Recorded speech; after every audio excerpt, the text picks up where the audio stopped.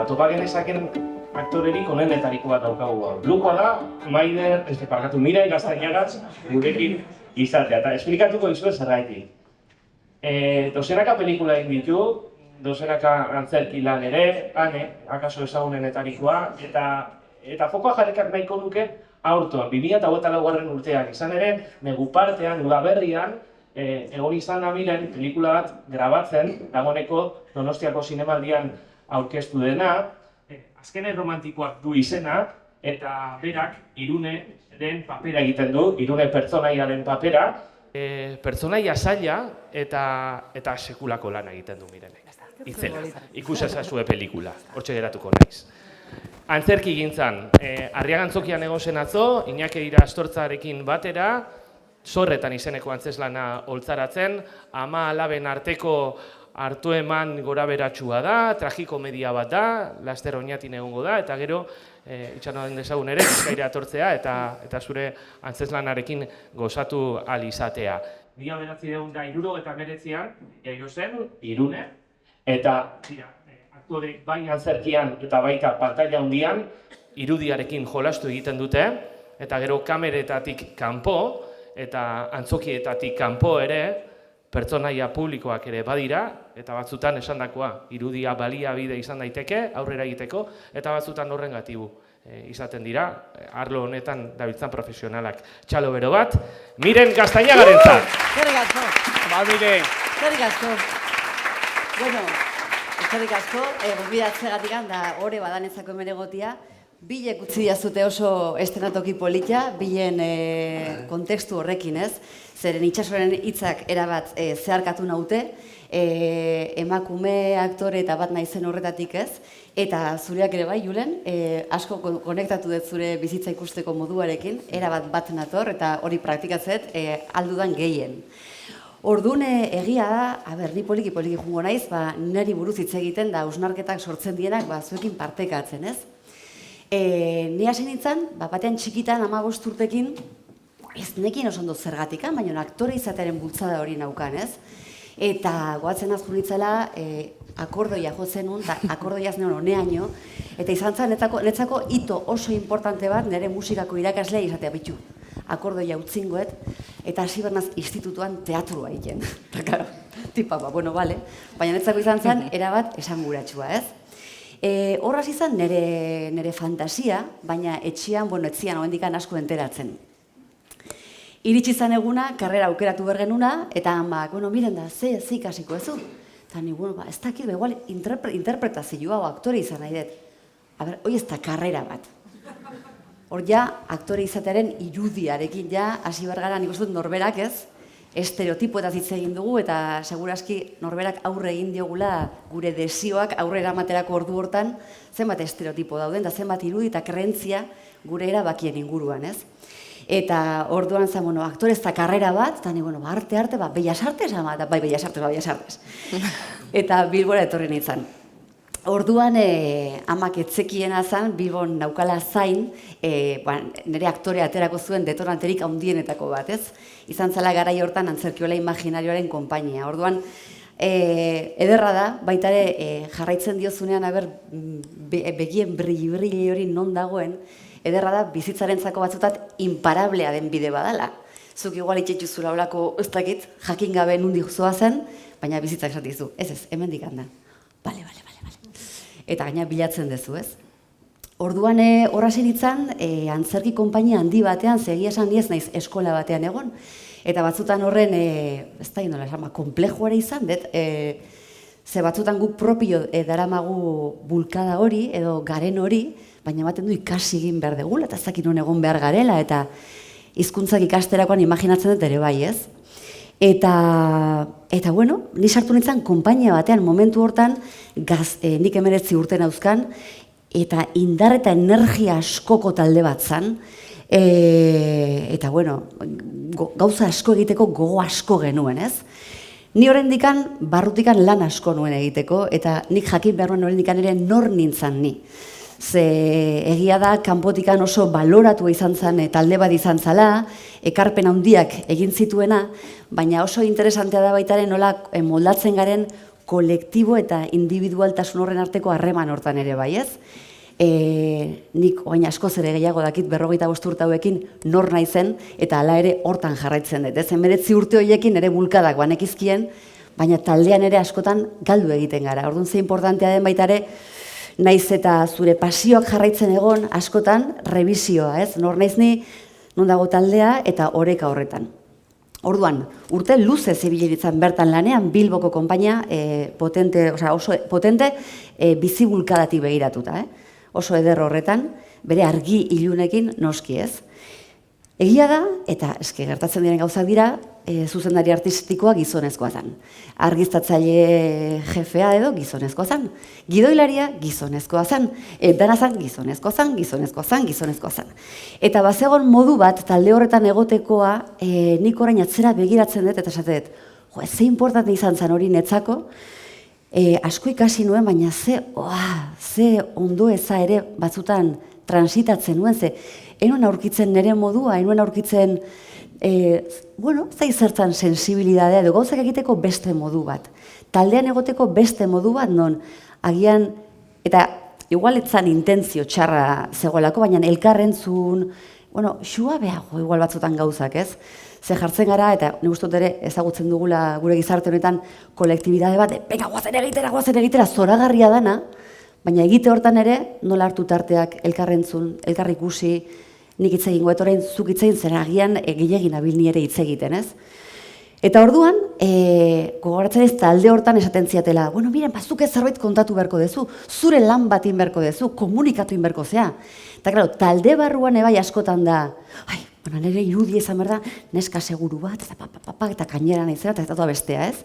Baina ez naukan zer kontatu momentu hortan, ez nekien zer kontatu. Faltazan nolabaiteko konexio bat nire buruarekiko ere bai, zeren egon gehiagik kanpokalde horretan, begira, kriston ondo iten dezu, kriston energia dakazu, valorazio positibo asko, baina faltazan konexio bat nire barruarekiko, zer daukazuzu kontatzeko, ez? Nortzarazu. Eta iritsi zen momentu bat, non esan hon bitu. Kamera bat hartuko, ja bultzada bat banakan barruan, eta behar izan hon apur bat, lan bat, ikusi nun barkatu, ereduei begira, Angelika Lidl izeneko emakume bat dela aktore bat, bera ez dakit nungoa dan, espainola da bera, baina ez dakit nungoa dan, eta ikusi nun fundizioan, Bilboko fundizio espazioan, eskerrik asko fundizioa, lan bat egiten bakarrizketa bat zan, non emakume aktore batek izugarrizko monologoa egiten zuen, eta lantzen zuen gorputz bat, etzala femenino estereotipatua, zan, itxusitasuna, eskatologia, animalitasuna, deformidadea, eta zan como, claro, zeozerk nire barruan ikentzun, nik hortan jolastu nahi dut, nik egia da, gaina ni momentu hortan neon Goenkalen monjan papera iten. Eta garai hortan, nire irudia, ja iluntasunean sartu nintzen gehiago, baina nire irudia zan oso bondadosa, hola ez? Eta dena zan hola, onak, eta denak onak, eta monja, eta bestia, eta gaina ona, sin kontrastes. Eta esan nuna, behar dut beste zeo zerta. Horra zinitzen Angelika Lidl ikusi nunean, eske nikoi nahi dut, nire gorputza deformatu, itxusitasuna landu, kuestionatu ni nor nahi zen ere bai, zer da, nor da miren, zer espero da mirenetaz, zer da emakume izatia, nik oso pulsio estereotipadamente maskulinoak ere bazkat indartsua sentitzen, aberroina kontuz, haitu bernaz, indarra emakumeok ere badugu, baina ulertzea zute ez, estereotipotasun hortan nik sentitzen itzan oso konstreñituta neola.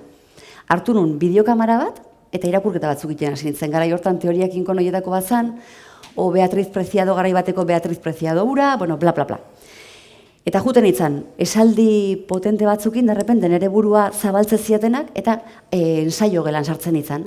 Eta protzen itun, gauz asko, personajiak, ez dakizebak izan, eta teazan personaje bat maskulinua era bat, eta nik sentitu nun boteria, oieten, bigotia jarri, galtza estu batzuk. Derrepente, gestualidadea honako nola, eta zenitzen horitzen nola, etorriko batzukin, zaten hon, ostras, Karo, ikusten baldin batzute zuzenian personaji hau, igual kriston atzerak emango izue, baina ni Beyoncé sentitzenaz. Osea, da impresionante, eta orduan esatezu, klaro, hau ez da aleatorioa, indarra hau, poderio hau mugin, ez da izan, bada, izan zanetzako oso lan importantea, ze hasi nintzen konektatzen Mirenek zer dauka esateko, ez? Eta nor naiz ni, eta hausnarketak, eta interesante izan zen baitaren momentu hortan inguruan zer eragin zuen, zeren lagun gizonezko batzuengan, batzutan zen zaila ikusia izatekoa, eta ninen bilena zen kuestionatzen hainbat gauza. Orduan niretzat momentu hori oso importante izan zen, ze aktore izateko modu asko daude, ez? Eta Goenkalek niri hori ere aportatu zian, zerbait izan zen. Ze Goenkalera iritsi nintzanean, antzerki konpainia potente hortatikan, bapaten ezagutu nun, adin eta genero eta desberdinetako aktore pila bat. Eta netzako aniztasuna, diversidade guzti hori da oxigenoa. Irudiari begira ere bai, ze askotan igual, batez ere gazte garenean, garai batean behintzat, oso erromantikoa gara, pelikularekin lotuta, baina oso erromantikoa gara, eta ematen du, bapatean bideak hori izan behar duela, eta ezpazara hori egintzazu hori izateko, ez? Eta bapatean, askoz ere guaiagoa zen, antzerki alternatiboko konpainia batean egotea, Goenkalen telebista egiten egotea baino sektore batzutan. Baina niri Goenkalen egoteak ematzian, kriston oxigenoa. Asko gara, modu asko daude egiteko, adinak, intentzioak, nien izan hasi aktore izaten famatua izan nahi nuelako, keba, pulsio bat daukan barruan, bertan aritzekoa, ez? Eta orduan jasartu zen audiovisualaren mundua. Zemuz gabiltza demoraz? Bale. Eta orduan egia da, audiovisualaren mundu horretan, impresionantea da, zeni antzerkian, beti antzerkian da gorputzarekin lan asko egindakoa naiz, eta taulan lan asko egindat. Zineman gutxiago, esan du 12, baina gutxiago izan dira. Eta egia da, nik ere pentsatzen nuela, itxaso, azkenean edertasun oso estereotipatu bat ezpaldin badaukazu edo, badakit norberaren errealitateak desberdinak direla, baina guztioi emakumena izenean gurutzatzen digu gizarte honen begirada salvaje honek, ez? Eta esaten nun, ni nire kasuan, baina edo aurpegia, edo titi txikiak, ezagizarrak izar, ezabiltza horri begira, baina egia da, baduzula, senditzen duzu etzarela eredu hegemoniko bat momentu batean Netflixeko, ez dela nerea, metxola total bat, baina ulertzia zute ez, protagonista bat egitekoa. Eta orduan, bueno, sartzen zara mundu horretan, eta bai egiten duzula topo zure irudiarekin, eta zure burua begiratzen hasten zarela, eta adi ez bazaude, konturatzen zara, gauza asko esaten dizkiozula zure buruari, egiak ez direnak. Eta sinesten duzu agian ezin duzula, edo ez direla zure lekuak, eta eske da gezurra. Da gezurra, ez? Zeren gero gauza oso ederra gertatzen dira. Indarra baldin badakagu eta gure propositoa potentea bada eta benetan egon bergaren bidian baldin bagaude, aurrera guaz, fuera. Orduan, konektatzen duzu zure indarrakin, lanketa pertsonaltxo bat ditzezu, terapia goxo batekin onduan, bai? Zaintzetzu duzu zauriak, eta zan, bueno, ni zer naiz, aktoria, pues jazta, aurrea. Eta oso interesantia dira bidea, zematen du derrepente, irudiarekin binkulatuta, kanpora begira nola galtzen garen edo izutzen garen, da, zein da erantzuna beti? Barrura itzultzea. Barrura itzuli, rekonexion. Zein da dakaten errealitatea, bale? Zeitzen dut dakatenakin, nun dakat pulsilua, super importante, niretzako behintzat.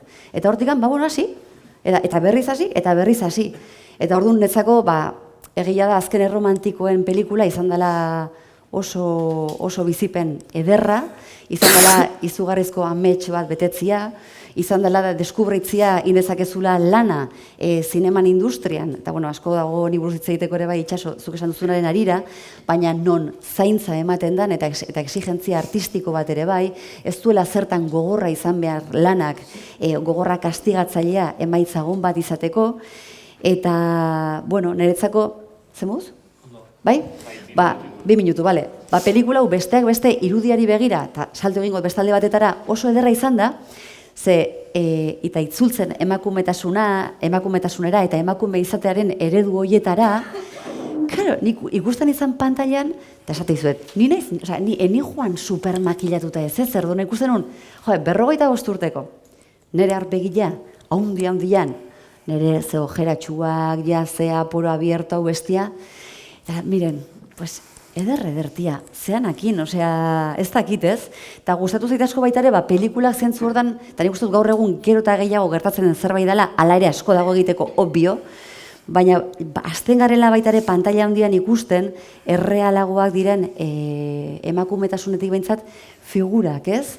Hasten garela ja ikusten, adinak, historiak, eta horren parte izateak niri asko beten hau egia esateko. Eta adibidez egon zen, serie baten egon gien duela gutxi, Zeruagoak grabatu genula Koldo Almando zen serie bat, eta ez ziaten makillatu. Eta hori pasada bat izan zen. Esan ziaten, gizonezkoi ez badiegu makillatzen, emakumezkoi zegatikan zure personajea da, kalean bizidan motorista badara da, osea, ez zoaz makillatuta. Ondo denizozu esan ziaten dani, bale? Apuro pixkat eman zian, porque nik barruan dakat bitxua sartuta. Eta, ostras, inaz por dugu, toma por culo, osea, venga, ra. Eta, bueno, eguneroko konkista horiek dira, ez? Eta netzako importantienare, bueno, hor jarraitzia, barrura sartu, rekonektatu, eta esan, brújula, venga, dakagunakin aurrea. Orduan hoxe, eskerrik asko. Ondo nartzeak.